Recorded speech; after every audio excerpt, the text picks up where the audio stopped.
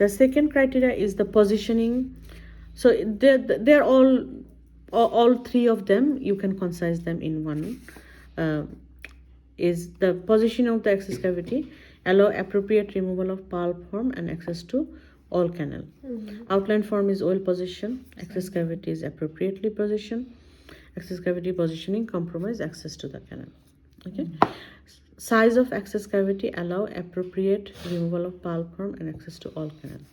Ideal outline form is ideal size. Access outline over and under extended by less than 1 millimeter in any direction. Okay.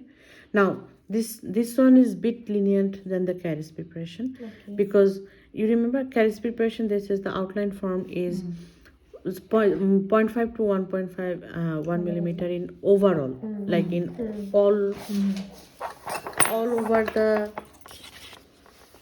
So if this is the outline form, so the Caris preparation had the criteria that in total, like in total tooth structure, 0.5 to 1 millimeter overextension is not. But here they are bit lenient. Access outline overextended less than 1 millimeter in any direction. So that means this wall, okay, or this wall, or this wall. If it is 1 millimeter overextended, the whole wall, not like the whole tooth structure area, but the whole wall. So that is acceptable still. Yeah. So this way they are a bit lenient. Okay. The only thing people fail here is not opening the canal, the roof. Roof is left. Okay. Yeah. Okay. So access outline over. I missed the point. Okay. So people fail because of not opening up at the canal itself. Okay. So they leave the roof on the canal. This one looks like very small opening. Yeah, even if it's a small opening, if it is access to the roof, it's still okay. Okay.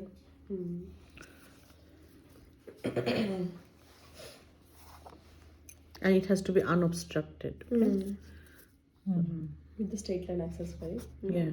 So you know how we did with the file? Like we enter the file and we stand it up, and then it should be standing up without touching the wall. Yeah. So that's the unobstructed one. Okay. I'll check it later. So and then pulp horn is adequately removed. Remaining pulp horn causing minor obstruction in one orifice. Okay. So once you open up, and then you have to clean. So there will be some plastic, like. Remnants. Yeah, like the red color plastic thing that will mimic the pulp. Okay. So you have to actually remove it from the pulp horn and clean the. So there will be in there also in that pulp chamber. There will be some plastic mimicking the pulp. Okay. So you have to clean it out. So pulp horn needs to be removed. So you need to remove all those plastic things. Okay. And remaining pulp horn causing minor obstruction in one orifice. So you cannot leave any on the orifice area. Okay. Then see, pulp chamber roof. Complete removal of pulp chamber roof. If you cannot completely remove it, it's straight fail. Right? Yeah. That's what you said earlier. Yeah. And then tooth selection, it's like it's for every tooth. You have to select the correct tooth. You cannot start drilling on 1/7 if you find nothing. Okay. So damage to adjacent, damage to gingiva, debris, all 3 Ds. Okay.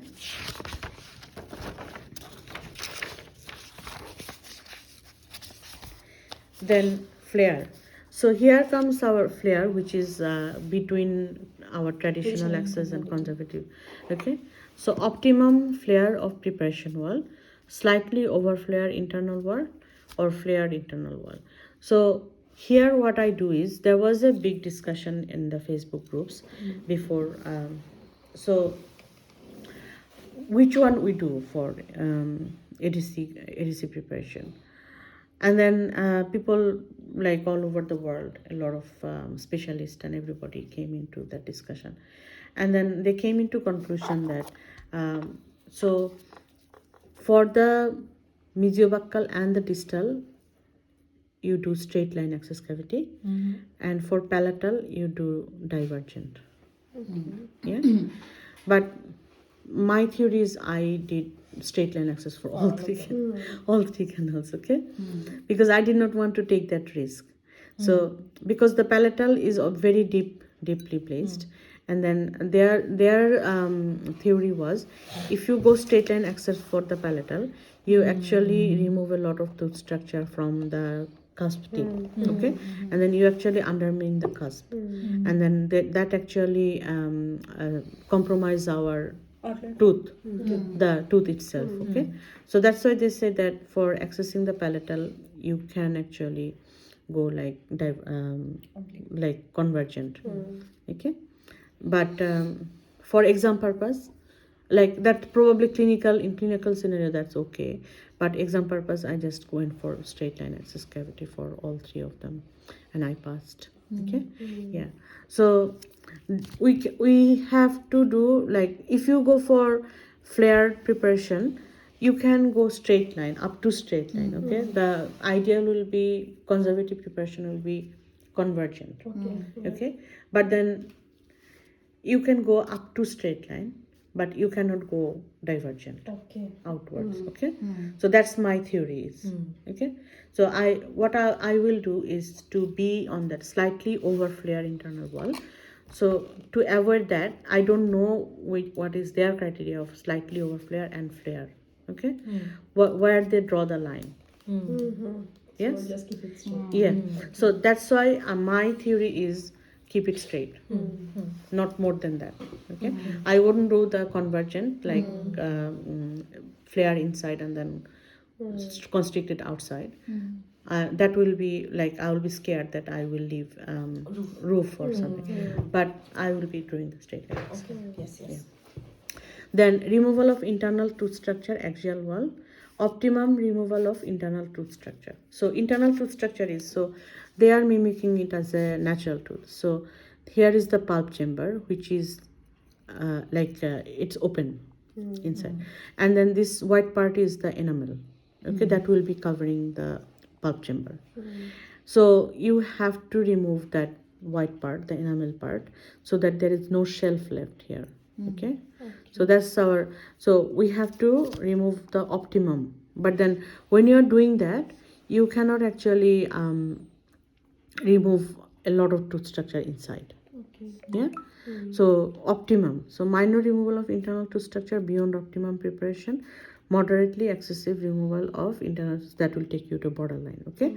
So now minor and moderate, what is minor, what is moderate, what is ADC's criteria here, how they look into minor and moderate, I don't know. So I will go for optimum, which is the straight, like the straight line access. Now if you look into it closely, you will see that there is a line, okay, in the pulp fruit. Look, take in your hand. Line between? So if you look at the canal, like one canal to another canal, so there is a small line on the roof, the floor itself. Yes. Yeah. Oh yeah, I can see that. Yeah. Yeah. So that's your guideline. So there, this is what that line where the pulp was there. Okay. So you have to clean that pulp out. So it's there in all the teeth. Huh? All the teeth, it's there. That Yeah. groove, light, like. Yeah. The groove is there. Groove. Yeah. So the pulp is like this. So that is your guideline. So if you can keep your wall like within that groove, like it should not be more than that. Okay. So if you remove more than that, it will be more like you have removed more tooth structure. Okay.